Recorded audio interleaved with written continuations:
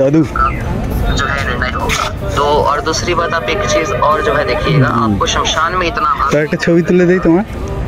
হ্যাঁ क्योंकि বসো তাহলে। হ্যাঁ शमन हो जाता है, दाह संस्कार हो जाता है। ওনার কয়েকটা তুলি দাও, তাকাও ওইদিকে, मैं किसी धर्म के তুমিও তাকাও, একটা ছবি তুলি। হ্যাঁ ঠিক আছে। जड़ सनातनी है, तो पेड़ की टहनियाँ हेलो। सनातनी रहेगी, तो उसी यहाँ दाह संस्कार किया जाता है, लेकिन वहाँ पर दफना दिया जाता है। আসলে আমি কি করি বলো তো, অচেনা লোকদের কাছে যাই, তাদের ছবি তুলি আর সোশ্যাল মিডিয়াতে ওটা আপলোড করি, যেমন ফেসবুক, ইনস্টাগ্রাম, বুঝলে? ঠিক আছে, আসি। जिसको जो भी मिलता है दे सबक